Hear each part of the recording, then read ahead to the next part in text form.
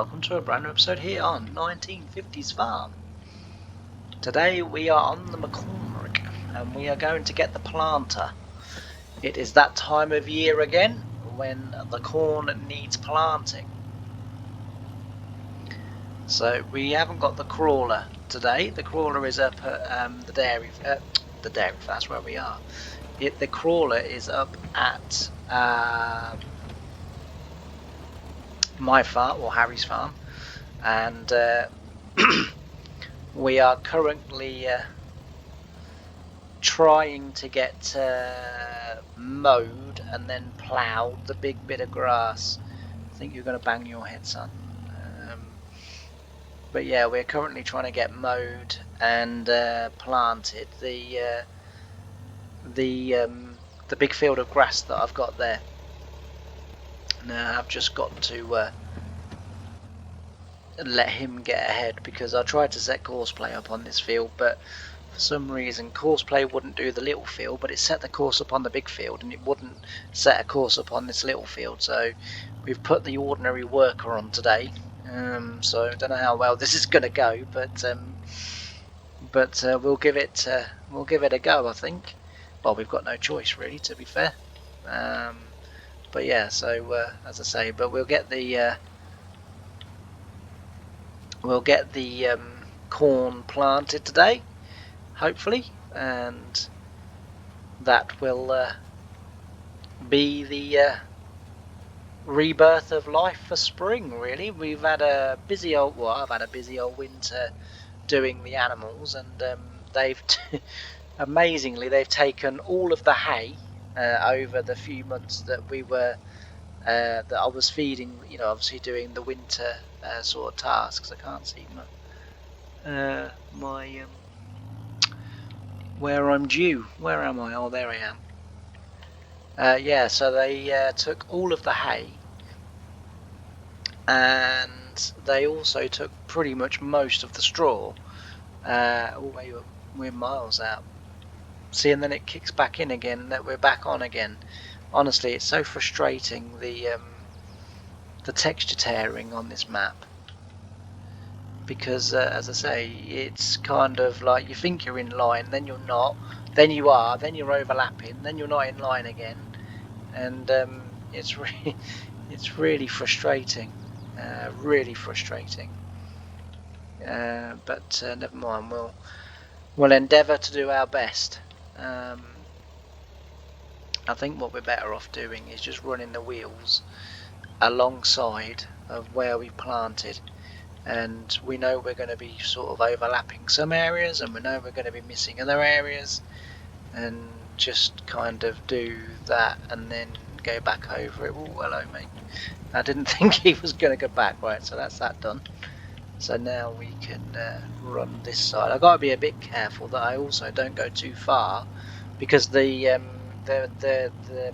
sort of in-game hired worker, he'll see that some corn's been planted, and he'll think, oh, well, they'll want me to cultivate that as well.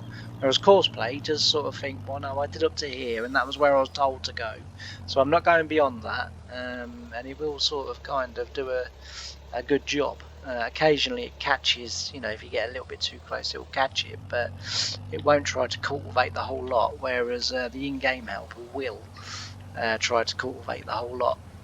So you have to be a bit careful. But yeah, as I say, we'll get the corn planted in here, and then, as I say, we've got the grass cut then back at Harry's in the big field to then try and get that done, get the hay made, and then we then need to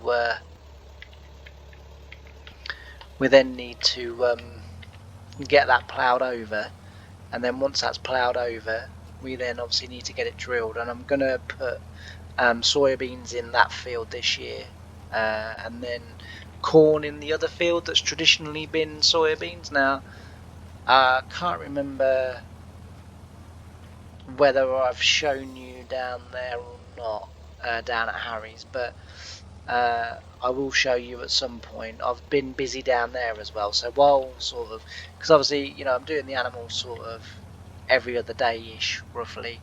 But obviously, in the meantime, I've needed stuff to do.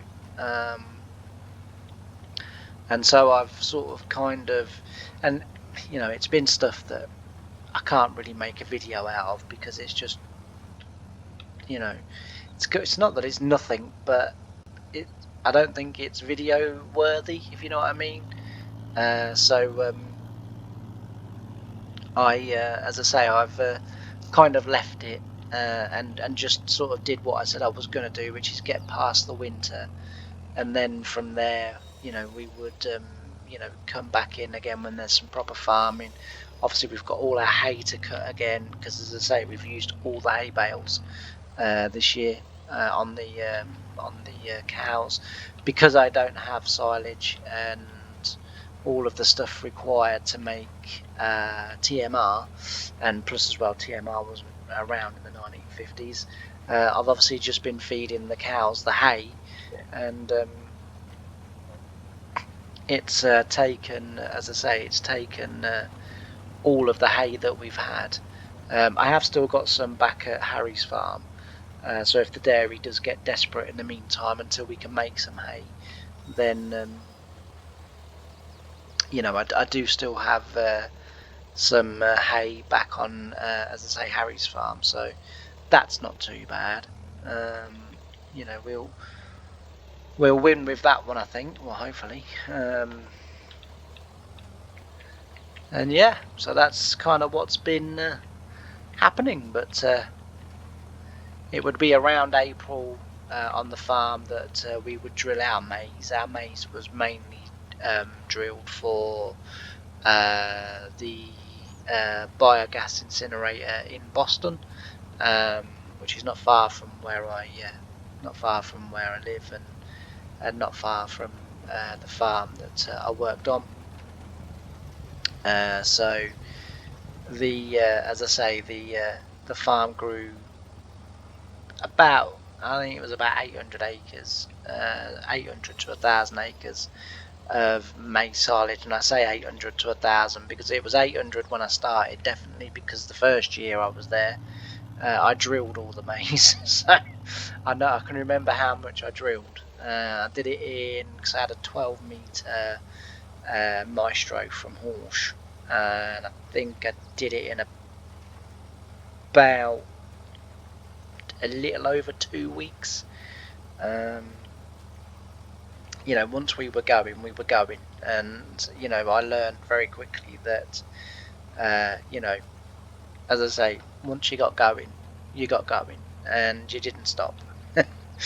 And as I say, I would be working, sort of till, no, I would say actually it was probably about a week and a half, 2 weeks. I don't think it went over 2 weeks, because as I say, I was drilling or planting most nights till sort of 10, 11 o'clock. And I remember the last 2 nights, I think the last night that I was doing it, rain was forecast for the next day, and they wanted the seed in. And bearing in mind that morning I'd started work at 7 o'clock, with everyone else, and I was still planting maize, or the final sort of fields of maize, at 4 o'clock the following morning. Dear, many days like that, and of course, because I'd sort of worked on the first farm, and that was, as I've said before, a small family farm, and 10 o'clock probably would be your latest. I mean, occasionally I would go to midnight, just for the sake of earning a bit extra money, but mainly it was about 10, 11 o'clock when I'd pack up. And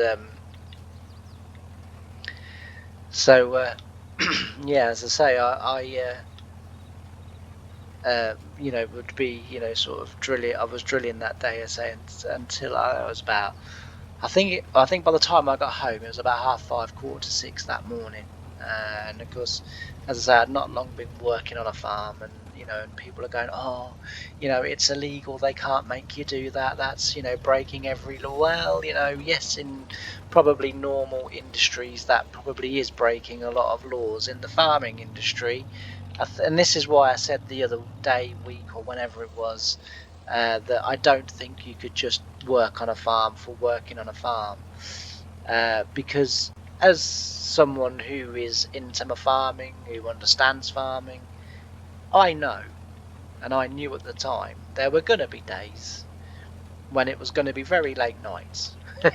you know and for anyone that wasn't really into farming, I mean, and I often talk about the lad that came that year rolling for me, like behind the drill, and I often sort of talk about him because he was a prime example of someone who wasn't really into farming, and thought that sort of driving a tractor all day was very easy, which it is. Let's not beat about the bush, especially these modern day tractors. Like, literally, honestly, you couldn't want anything more easier.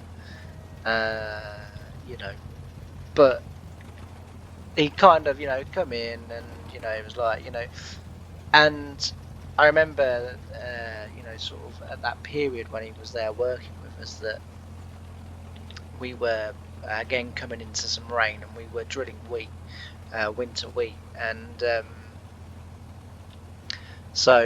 and funnily enough, we were drilling a variety called Dawson, which happens to be my surname. So it's kind of it was sort of lightly amusing to me, that I was drilling a Dawson. That's that's. I think that was funny in my head, and probably not as funny out loud. The two ladies that are going to watch this video are going to go, well, that bit's going to have to be taken out. No, that bit will stay in.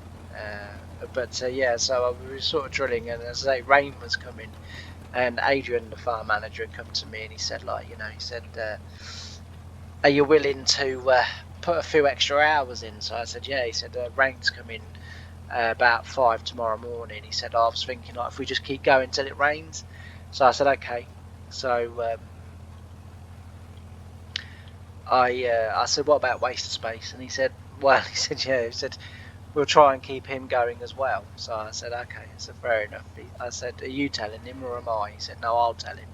So I was like, okay, fair enough. Anyway, we get sort of 7 o'clock comes, well, 5 o'clock in the evening came, and if I knew I was going to be working like really late, I would stop for my tea and go home for my tea and then come back, you see.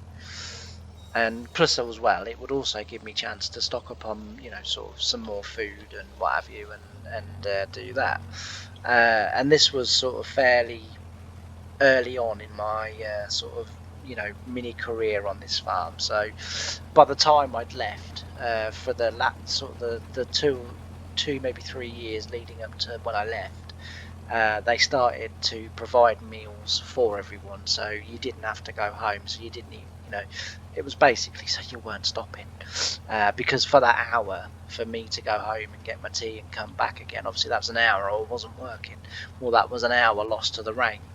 And that was the way they started to sort of view it all. And so in the end, they started like, no, we'll provide tea. So some nights you'd get a pizza, some nights it'd be fish and chips. Some nights it would be. I mean, I remember one day, Adrian sitting on my tractor saying, "What do you want for your tea tonight?" And I said, "Oh, some sweet and sour chicken balls, prawn crackers, and some spare ribs would be lovely." Not in a million years expecting to get that, and that is what turned up for my tea. And I was right, it was lovely. But as I say, so that night I remember stopping at 5, and waste of space, as I used to call him, which wasn't very nice, but said to me, he said, "Where are you going?" So I said, "I'm going home for my tea."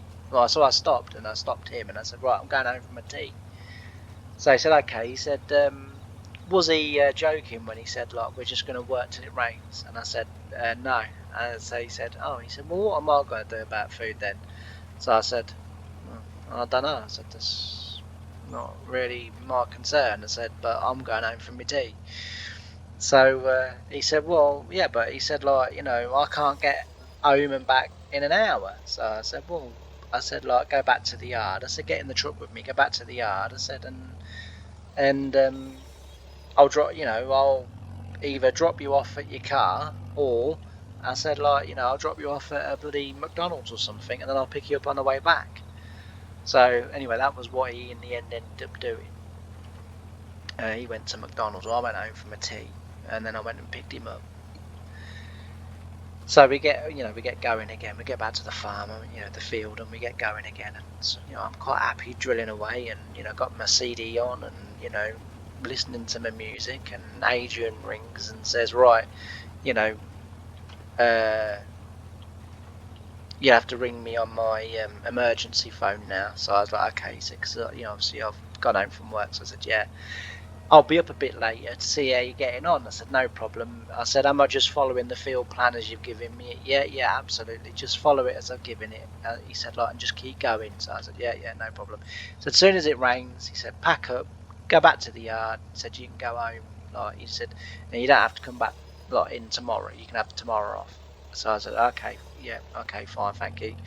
So he said, tell, I can't remember the lad's name. He said, tell him, and the same thing, that he needn't come in tomorrow. So I said, okay. So I said, what about if it rains before midnight? He said, yeah, you have to come in then. He said, but if it rains sort of past sort of 2 o'clock, then you don't have to come in tomorrow. So I said, okay, fair enough. So anyway, we're sort of going up and down the field. We got to 11. Got to 11 o'clock, and Adrian had been in up to the field, and had sort of been and seen us working and what have you. And I'm sort of happily working away and what have you, and off he goes, and I can see waste of space lights sort of further across the field, and I'm thinking, as long as he leaves me alone, I thought this will be all right. This will be sort of. This will be pretty good, as long as he leaves me alone. Doesn't keep bothering me every 2 minutes.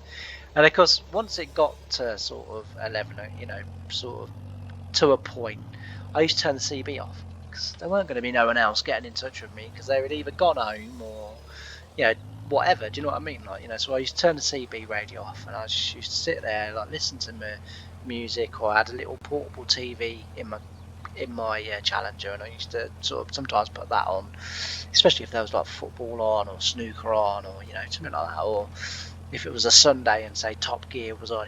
I'm not really into cars, but I quite like the programme. It was relatively entertaining for someone who didn't have a clue half the time what they were talking about, but it was an alright programme to sit and watch. And of course, also as well, I was really into Waking the Dead back in the day, and Wire in the Blood, and they used to come on in the evenings at 8-9 o'clock. So I'd sit and watch my TV. It was only a little portable TV. I think it had like a sort of 12-inch screen or something like that, but it was a little, as I say, a little portable television. And as I say, it was great for the purpose that it was, just for me to sit there and sort of watch. And occasionally I'd have my tablet, and I'd perhaps watch iPlayer or whatever, or but I would pass the time, like, while I was working. And anyway, I guess it got to about 11, so Adrian's sort of gone, and he's like, I'll see you either tomorrow or the next day, depending on the weather. So yeah, fair enough. He said, whatever happens, make sure he has rolled up to you. So I said, okay.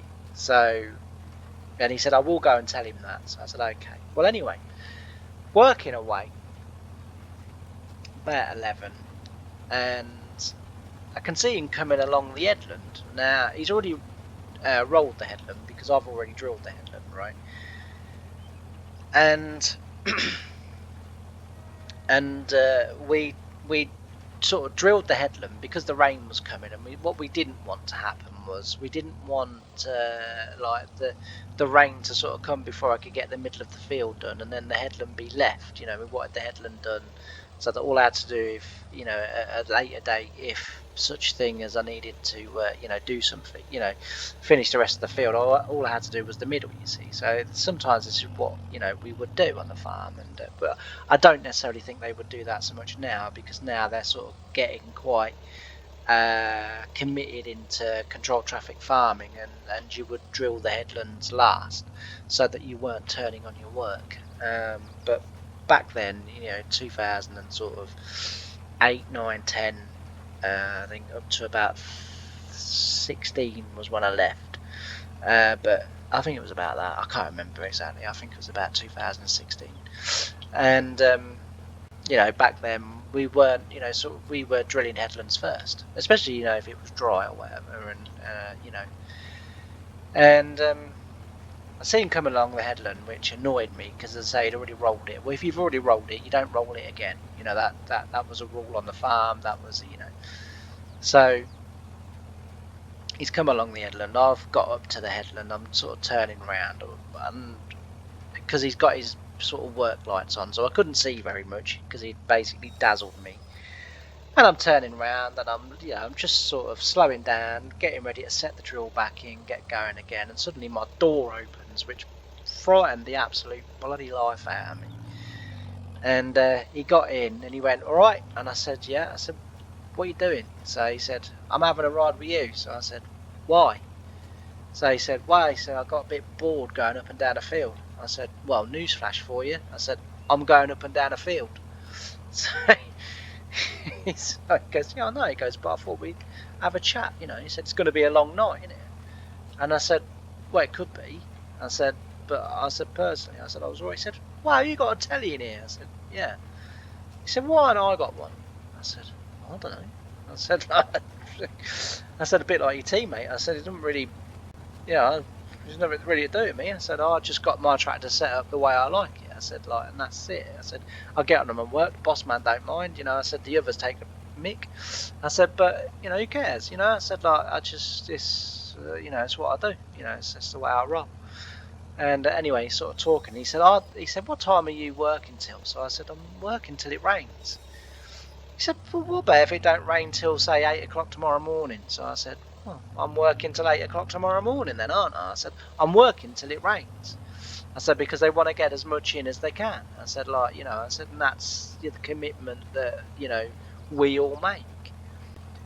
So he goes, "Oh, I don't think I'm going to be here that late." He said, I'll meet at home about midnight. He said, 1 o'clock latest. And I said, "Well, you can't." I said, "Because you've got to get rolled up behind me." So he said, "Nah," he said, they can't make you work that late. I said, "Well," I said, "Yeah," no, I said, "Look," I said, "there are probably rules and regulations," I said, "in other industries where, I said, but we're in a field, we're not on a public road." I said, and, I said, "We're in a field." I said, "We're driving away." I said, "And when you work here, you accept that that's probably going to happen at some point." I said, "Because we work against the weather, I said, we're always racing the weather. It doesn't matter if it's blazing sunshine or if it's, like tonight, rain on the forecast." I said, "We're always racing the weather because at any point Mother Nature could decide that's it for this year. You're not doing no more," especially, sort of late autumn as it would have been. So I said, but I said, "You can't go, mate." I said, "Because you got to get rolled behind me." I said, "We don't want none of this seed left sort of on top." I said, "Because if any water settles on top, it'll rot. You've got to get it pushed into the ground." I said, "Just enough so that, if there is a little bit of standing water, it won't affect it too badly." So he's like, "Yeah, we'll see." So I said, "Yeah." I said, so I got halfway down the breed, and I said to him, I said, "Was there anything else you wanted?" I said, are you just getting a free ride?" And he said,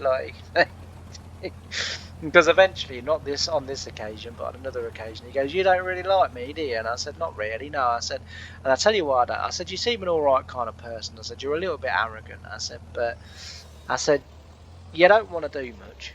I said, I said, to be fair, I said, Adrian's giving you the easiest job on the bloody farm. I said, all you got to do is drive your rolls up and down all day. Keep the door shut." I said, "Keep the windows shut, have the aircon on." I said, "If you don't like the aircon on," I said, "which I don't, not always," I said, "sometimes I like a bit of fresh air, just open your side windows." I said, "But don't open the back window." I said, "Because the dust is all going in the cab."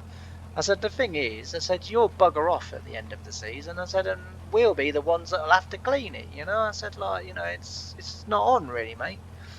So I said, I said, and plus your attitude's a little bit out. I said, like, I ask you to do something, you're like, sort of, it's all a bit too much trouble. I said, you're never on time at work. I said, like, we're all early, but you're never even on time, let alone early. I said, you always go home early, though, I've noticed. I said, whereas we're always sort of leaving later. And he said, yeah, but that's your fault. He said, like, that's not my fault. I said, oh, I ain't blaming. I said, I'm just saying you're not committed to the cause. I said, like, we're committed because at the end of every year, when the farm totals up, sort of yields and money and everything like that, if we've hit all of our targets, we get a bonus, and quite a substantial bonus too. I said, like, and that's why we're all committed, because financially, he said, yeah, but I ain't getting it. I said, that's not my fault. I said, but what I can't have is someone like you coming here and affecting my chances of getting that bonus. I said, like, that's not on. I said, like, you wanted to come and work here. I said, like, so I said, therefore you should commit fully until, until your time's up, sort of thing, like. But so anyway, I got back the other end. I said, hey, get off now, mate. I said, because I like to be on my own in the evenings, because I get a bit grumpy, which I don't. But I just didn't want him on my tractor. So I was like, he said, like, because I was sort of drinking my. He goes, well, I ain't got a drink. So I said, well, like, again, it's not really my problem. Anyway, we gets to about 1:15, and my phone goes, and it's him. I can't remember. His name might have been Adam. I might be wrong on that. I can't remember. But anyway, like, my phone, and it was the lad anyway. So I said, what? He said, I'm going home. So I said, you can't go home. I said, like, you already told you, I said, you agreed to stay. I said, the thing was, Adrian asked you, you agreed to stay. He said, yeah, but I'm tired and I've had enough, I'm bored. So I was like, okay, fair enough. I said, oh, if you're going home, you're going home. So anyway, he goes home. Well, that now leaves me in a predicament, because on their apps and on their, sort of radars and weather stations and all of this business, they've looked at when roughly the rain's coming in. And Adrian has said to me, I expect this much to be drilled by that time, you see. So I've sort of worked into a bit of a tight deadline. But now I've got a problem, because we'd worked out how much to the time the rain came I could, pretty much get drilled. I don't have to fill the drill up all that often. Because I had, as I said, 9 litre Verdstat. I had I can't remember, it was a 3.5 or 4 ton seed tank on it. So, I was probably only filling up, like, I don't know, twice, maybe 3 times a day, if that. But certainly twice a day. 4 ton of seed, that's quite a long time. I know they were big fields, but the reason that we had these massive seed tanks was because we didn't have the resources on the farm to keep seed bags everywhere where we were going. So we would basically, we would work it out, and then the seed bags would be roughly where we think we'd get to, on the seed that we were putting in. And I'm not so great at maths, and so other people used to work it out, and they used to make sure the seed was when I got there. They used to say to me, when you get there, that's where you need to refill. And it's like, okay, fair enough. And that's what I used to do, you see. So as I say, now I've got a predicament, because he's now buggered off. They want it rolled right up behind me, but they also expect me to be so sort of, further on. So I'm now going through the CB radio trying to find out if there's anyone else at work, because what I didn't want to do was ring the boss man and say, problem. Which, I mean, and he always used to say, if there's a problem, you ring me. It doesn't matter, you ring me. And I'm going for anyway. I couldn't sort of, find anyone. Anyway, about 40 minutes had passed. My phone goes, and it was the boss man, and he said, I've just seen a tractor go past my window. So I said, yeah. So he said, add the rolls on the back. So I said, yep. He said, what's he doing? So he said, he better be dying. He said, I shit you not, he better be dying. I said, no. I said, he's just bored, had enough, and he said he's going home. So he's going, like beep, beep, beep, beep, beep, sort of over the phone, and he goes, "That's not a you." So I said, "Well," I said, I said, fair enough. I said, "Oh, I did tell him, that he'd said that he was going to stay." I said, "And I've been through the sea." He said, "No, no one else is at work, mate. No one else." He said, "You're the only one at work now." So I said, "Well, so what do you want me to do?" I said, "Because like you want me to get up to their drilled." I said, "Like, but I said you also want it rolled behind me." I said, "Well, I can't do both." So he said, "How much more of the field you got to do?" So I said, "Oh, quite a bit." I said, I think I got another, sort of 40 to 60 acres to do here." I said, like, I said, "It's going to take me a good couple of 3 hours." I said, like, what am I going to, sort of do? And he, you know, and the reason it was going to take a good couple of 3 hours was because at one end of the field it was like it was a really odd shaped field, and there was really tight turns. Well, 9 meter drill, Challenger, really tight turns, you're turning a long time, and it was really short. And then because it was a really wide field. It was about 390 acres the field was. It was really wide, then it goes really narrow and really awkward and really short and gauzy and all of that, and then it went back out then past the trees into being really wide again, and then I could push on again. But the time in the narrow bit with the turning and the constant, like, it was a nightmare, and that took more time to drill that bit than the rest of the field, sort of, in essence. And anyway, so he goes, "All right," he said, "leave it with me." So I said, "Okay." I said, "And I can't roll it now anyway because he took the bloody rolls." He said, "At least he didn't take your truck." I said, "Well, true." I said, "But I did lock it and the keys are in my pocket." I said, "I wouldn't be surprised if he looked." He said, "Yeah, probably." So anyway, he said, "All right, leave it with me." He said, I'll like try and sort you out," sort of thing. So I was like, anyway, in the end, the rolls came back to the field, and I thought he was going to sort of leave them on the end, take my truck back, and then sort of say to me, "Get drilled, and then you'll just have to roll as fast as you can," which defeats the object of rolling. Now, you see, the mistake that a lot of farm or tractor drivers make is they believe, "Oh, I've got the rolls on, I can do 12, 15k here, and like, it's brilliant." You're defeating the object of rolling. So the idea of rolling obviously is to get a good seed to soil contact by pushing the seed down into the soil. But the other part of rolling as well is to sort of kind of break up any clods, is to really sort of level the field off. Because remember, the sort of, although the sprayers and the fertilizers are going to be running down the tram lines, the next machine that comes into that field that's going to run the whole of that field is the combine. And what you don't want is big lumps and uneven and bumpy and all of that. So to roll it nice and steady, you're doing is much better than rolling it. As I say, I've seen tractors with rolls, and it's like, I've seen them going that fast, and I think, you're not really rolling now, you're more skimming. Because what's happening is the rolls, yes, they're quite a heavy implement, but you're going, sort of a really fast, say 12, 15 kilometers an hour or whatever, or probably more, 15 miles an hour. I've seen sort of people do it. I was on a tractor with one of the lads at work, and not a full-time, but someone who was in to help us. And he was travelling at sort of 13.5 miles an hour rolling, and it was really bumpy and it was really uncomfortable. And I said, "Slow down." I said, like, A, you're damaging the rolls, B, you're damaging the tractor, C, you're not doing yourself much good. I said, and you're not really rolling anything, you're more skimming the ground, because the rolls are going that fast, they're sort of bouncing along the ground.